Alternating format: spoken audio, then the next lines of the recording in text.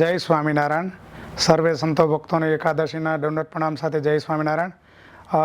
ગુરુ મહારાજની તબિયત થોડી નાદુરસ્ત હતી અને સ્વામી બેંગ્લોર પધારેલા. એ દરમિયાન સ્વામીની તબિયત ઠીક નહીં હોવાથી સ્વામીને હોસ્પિટલમાં દાખલ કરેલા અને એ દરમિયાન 5 થી 6 દિવસ સ્વામી ભેળા રહેવાનો જે મને ચાન્સ મળ્યો અને સ્વામીની સેવા કરવાનો મોકો મળ્યો. એ દરમિયાન સ્વામીનું જે દિવ્ય જીવન મને જે જોવા મળ્યું એની અનુભૂતિ થોડું મારા શબ્દોમાં વર્ણન કરું છું. સ્વામી ત્યાં એડમિટ હતા એ વખતે પોતે તકલીફમાં હોવા છતાં પણ સંતો ભક્તોનું એટલું ધ્યાન રાખતા કે સ્વામી ઘણીવાર એવું પૂછે કે ભાઈ તમે જમ્યા? બીજા સંતોને એમ કે અમને જમાડી દેજો એમ. પાછા રાત્રે પોતે જાગી જાય તો એમ કે ભાઈ તમે સૂઈ જાઓ એમ, મને હવે બહુ સારું છે એમ. પછી ઘણી વખત પાછા એવું પૂછે કે ભાઈ તમારે ઓઢવા પાથરવાનું બરાબર છે ને, એવું પણ સ્વામી પૂછે. અને સ્વામી રાતના કોઈ સંતો ભક્તો આગળથી કોઈ પણ પ્રકારની સેવાની ડિમાન્ડ ક્યારેય નથી કરી. અને આપણે સેવા કરીએ તો પણ સ્વામી એમ કે હવે મને સારું છે, તમે સૂઈ જાઓ, તમે આરામ કરો. એટલે પોતાના કરતાં બીજા સંતો ભક્તોની સેવા કરે એવો સ્વામીનામાં સેવક ભાવ. અને જેવા ઉઠે એટલે તરત કે હવે સૂઈ થોડું રહેવાનું છે, ચલો નાહી ધોઈને પૂજા કરવાની છે. જ્યારે પણ ઉઠે ત્યારે એવું બોલે અને વળી પાછા મહારાજનું ભજન કરે, સ્વામિનારાયણ સ્વામિનારાયણ. રાતે ઉઠીને ભજન કરવા માંડે. પછી પાછા કથા વાર્તા સાંભળે. પછી ઘણી વખત હું સ્વામીની જોડે બેઠો એટલે સ્વામી આમ હળવા મૂડમાં હોય એટલે સ્વામીને આમ શાસ્ત્રીજી મહારાજ વિશે પૂછીએ કે સ્વામી શાસ્ત્રીજી મહારાજમાં ભક્ત ચિંતામણીના બીજા પ્રકરણમાં જે સંતના લક્ષણો કયા એ આમ કેટલાક હતા? સ્વામી કે બધા એમ. એટલે સ્વામીનો આખો ચહેરો ફરી જાય. આમ સ્વામીનું ગુરુ મહારાજ ને ગુરુદેવનું શાસ્ત્રીજી મહારાજનું નામ આવે એટલે આખો આમ ચહેરો ફરી જાય, આપણને આમ ચમક લાગી જાય, રોનક આવે, આપણને એમ થાય કે જાણે સ્વામી છે ને બીમાર જ નથી એમ. પછી મને કહે કે તમે મધ્ય પ્રકરણનું 13મું વચનામૃત વાંચો. એટલે પછી હું મધ્ય પ્રકરણનું 13મું વચનામૃત વાંચતો હતો. એટલે એમાં આમ તમને સ્વામીના દર્શન કરો તમને એમ લાગે સ્વામી જાણે જરાય બીમાર જ નથી એમ. અને જેમાં જે વાતો આવતા જાય એના બધો સાથ પુરાતા જાય. સ્વામી કે વચનામૃતમાં આવ્યું કે ત્યાં 2 ચરણની ઉપાસના. એટલે સ્વામી આમ આંગળી ઊંચી કરી કે ત્યાં 2 ચરણની ઉપાસના છે હોય કે ડૉક્ટર. અને એટલા બધા આમ રાજીપો બતાવે. અને સંતો ભક્તો કાંઈ પણ વસ્તુ એમ કે સ્વામી તમને ઠંડી લાગે છે તોય કાંઈ ના, સ્વામી ગરમી લાગે છે તોય કે ના. અને ઘણી વખત સેવા કરવામાં માની લો કે બધા 4-5 જણા હોય, સ્વામીને જરા સપોર્ટ કરીને બેઠા કરવા પડતા અને સ્વામીને લઘુ જવું હોય ગાતે તો એ વખતે કદાચ એના શરીરમાં કોઈ ચામડીને ચીપટી આવી જાય કે બરાબર ઊભા ન કરાય તો પણ સ્વામી આમ મોઢાની રેખા પણ ન ફરે. તો સામાન્ય રીતે માણસ બીમાર હોય ને તો સહેજે માણસનું માઇન્ડ થોડું આમ ઇરિટેબલ થઈ જાય અને આપણે કાંઈ પણ સેવા કરતા હોય ને એ પણ એમને યોગ્ય ન લાગે. પણ કોઈ પ્રકારની ડિમાન્ડ નહીં. આપણને દર્શન કરીને એમ થાય કે આ તો ભગવાન જેવા સાધુ છે. અને આપણને આમ હૃદયમાં અહોભાવ થવા માંડે કે આવા સંત તો ક્યાંય આખા બ્રહ્માંડમાં મળે નહીં એવા સાધુ છે. અને કોઈ પ્રકારની જરૂરિયાત જ નહીં, કોઈ વસ્તુની ડિમાન્ડ નહીં. આમ આપણે ઓઢાડીએ તોય ભલે, રાત્રે ઓઢેલું ખસી ગયું હોય તોય ભલે, રાત્રે આપણે બીપી કે એવું ચેક કરવા જઈએ અને તો તરત જ પોતે પાછો આમ હાથ ઊંચો કરે. પછી એમને માથું દુખવા માંડે ને તો જાતે દાબે, આમ કરે, આમ માથું જાતે દાબે. પછી આપણને એમ થાય કે સ્વામીને જરાક માથું દુખતું લાગે છે. પછી આપણે એમ કે લાવો સ્વામી થોડું માથું દબાવી આપીએ. વળી પાછા થોડું માથું દબાવી એટલે ઠાકોરજી પોઢાડી દે.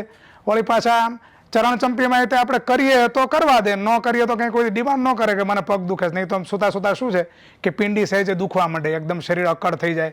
પણ સ્વામીએ એટલા 6 દિવસ દરમિયાન હું સ્વામીની સાથે રાત્રે પણ મોટે ભાગે જોડે જોઉં તો સ્વામીએ કોઈ પ્રકારની ફરિયાદ જ નથી કરી. નગર સામાન્ય રીતે લોકો તો ફરિયાદ, દર્દી છે ને, અમને તો ડૉક્ટરને ખબર હોય કે દર્દી સગા અને રિલેટિવ કોઈ પણ હોય કે સેવામાં હોય એ બધાનું ફરિયાદ કરીને માથું પકવી દે અને ડૉક્ટરનું પકવી દે. પણ સ્વામી એક પણ ફરિયાદ નહીં. એટલે આપણને એમ થાય કે આવી સ્થિતિ તો બહુ ઊંચી વાત છે. અને આવા મોટા શાસ્ત્રીજી મહારાજ જેવા સંતની મરજીમાં રહ્યા સ્વામી અને સ્વામી એમની સેવા કરી એટલે આપણને એમ થાય કે આવા ભગવાન જેવા ગુણો એનામાં આવ્યા હશે. પછી સ્વામીના વૈરાગ્યનું આપણને એના દર્શન થાય એમ કે કોઈ વસ્તુ પદાર્થ સ્વામીને જોઈએ નહીં. સ્વામીને એમ કે આપણને એમ થાય કે હાલો સ્વામીને થોડી વીકનેસ છે એટલે સારામાં સારું થોડું બનાવીને સંતો જમાડે. બસ સ્વામી થોડુંક આમ વસ્તુ આમ છે ને પછી એમ કે બસ હવે મને પેટમાં જગ્યા નથી, હવે કાંઈ નહીં, હવે રહેવા દો એમ. પછી આપણે કે સ્વામી થોડું જમવું પડશે એટલે વળી પાછા હશે, વળી પાછું થોડુંક આપણે બહુ આગ્રહ કરીએ તો થોડું લે એમ. કે એવું નહીં કે ભાઈ હવે શું તમે વારે પૂછપૂછ કરો છો, એવું નહીં. જોતું છે એવું ન કે. અને જે બધા નાના સંતો જે સેવામાં હતા તો એની મરજીને અનુકૂળ થઈને સેવા સ્વીકારે, એમ પોતાની મરજીની કોઈ પણ પ્રકારની સેવા નહીં.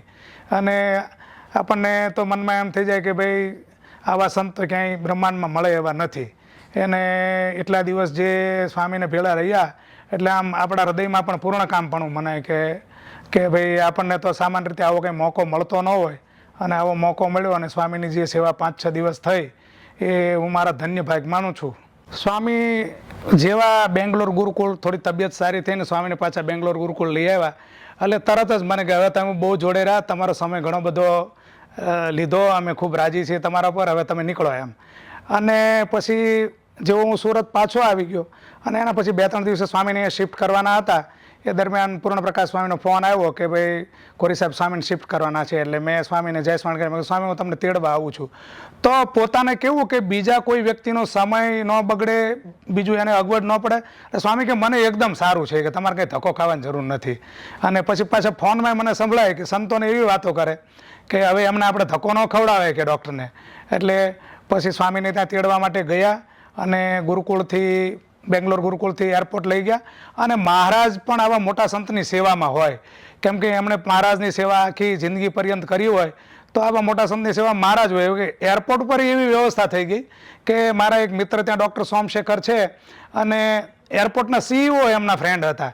એટલે કે તમે ગુરુજીને લઈ આવો અને અહીંયા તમને એક પણ તકલીફ નહીં પડવા દઈએ, અને સીધા મિનિસ્ટરના પ્રોટોકોલ પ્રમાણે તમને બહાર લઈ અને સ્વામીની સિક્યુરિટી ચેકઅપ કર્યા વગર સીધા જ તે પ્લેન સુધી પહોંચાડી દઈશું. એટલે જેવી ફ્લાઇટ ઉડવાની થશે એના 1 મિનિટ પહેલાં જ તમને બોલાવશું. એટલે પહેલાં તો ત્યાંથી એરપોર્ટ ઓથોરિટીનો ફોન આવી ગયો કે ભાઈ તમે અહીંયા એરપોર્ટ પહોંચવા આવો એના 10 મિનિટ પહેલાં અમને ફોન કરી દેજો, તમને રિસીવ કરવા માટે અમે ઊભા રહીશું.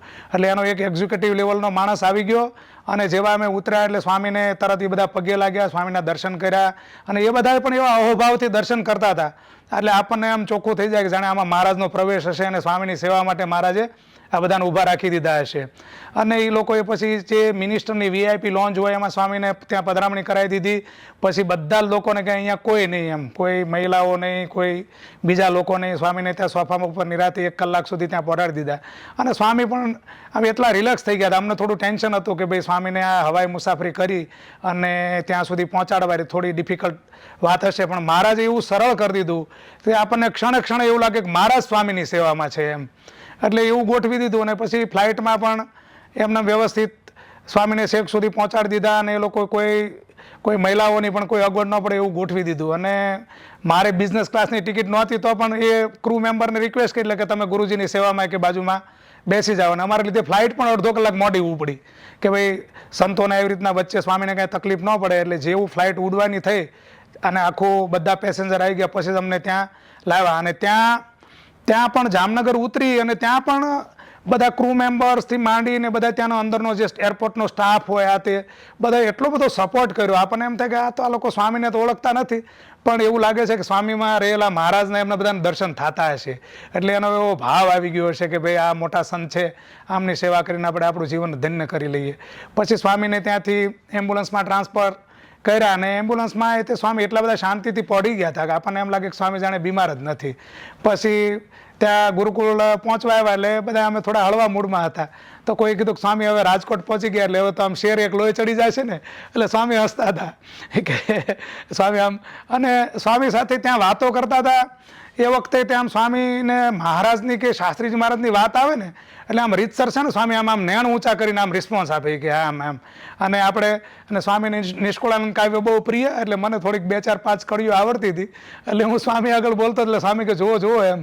એટલે શાસ્ત્રની વાત આવે કે શાસ્ત્રીજી મહારાજની વાત આવે કે મહારાજની વાત આવે ને તો એમ કેમ મહારાજે વચનાવતમાં લખ્યું કે ભગવાનમાં આસક્તિવાળાના લક્ષણ, તો એ આપણને ચોખ્ખા દર્શન થાય. મહારાજ કે રોગે કરીને આવરાઈ ગયા હોય એકદમ તો પણ ભગવાન સંબંધી વાર્તા આવે, ભગવાનની વાર્તા કરવા સાંભળવામાં એવા તત્પર થઈ જાય કે જાણે એમને કાંઈ શરીરમાં તકલીફ થઈ જ નથી. અને એવા પ્રત્યક્ષ દર્શન ગુરુ મહારાજમાં અમને થયા. અને મને મારા જીવનનું સાર્થક એવું લાગે છે કે કદાચ મેં MBBS MSની ડિગ્રી લીધી, હજારો પેશન્ટોની ટ્રીટમેન્ટ કરી છે, પેશન્ટો પણ ખુશ થયા હશે ઘણા બધાય, અને પેશન્ટો પણ આશીર્વાદ આપે, ખુશ થાય, આપણને રિસ્પેક્ટ આપે કે મા બાપ આપણા ખુશ થયા હોય, આપણે ઘરે બધા માણસો ખુશ થયા હોય. અને એમાં મને જેવો આનંદ નથી આવ્યો એવો આ 6 દિવસ જે સ્વામીની સેવા કરી એમાં એટલો આનંદ આવ્યો ને એટલું પૂર્ણકામ પણ મનાઈ ગયું કે મારી આખી મેડિકલ પ્રેક્ટિસ, મારી ડૉક્ટરની ડિગ્રી આખી સફળ થઈ ગઈ. અને મને ખૂબ જ ત્યાં સ્વામી સાથે આનંદ આવ્યો અને સ્વામીની સેવા કરવાનો મોકો મળ્યો એ હું મને મારા ધન્ય ભાગ્ય માનું છું. અને મહારાજે જ આવા મોટા સંતની સેવામાં આપણને ગોઠવી દીધા હોય એવું લાગે. અધરવાઇઝ તો આમ કોઈ પણ કામ તરત છોડીને નીકળવું એ ઘણીવાર ડિફિકલ્ટ હોય કે ભાઈ સર્જરીઓ બાકી છે ને આની સર્જરી કરી છે ને એનો ફોલોઅપ લેવાનો છે. પણ જેવો ત્યાંથી ફોન આવ્યો એટલે મને એમ સંકલ્પ થઈ ગયો કે હાલો. એટલે એવું લાગે કે એ આપણો સંકલ્પ નથી, એ મહારાજે મૂકેલો સંકલ્પ જ છે. સર્વે સંતો ભક્તો મારા ઉપર રાજી રહેજો અને મોટા સંતોની સેવા કરવાનો મને મોકો મળે અને એ માટે તમે બધા પ્રાર્થના કરજો. અને હું પણ મહારાજને પ્રાર્થના કરું છું અને મારા જીવનની આ સફળતા ગણું છું. જય સ્વામિનારાયણ.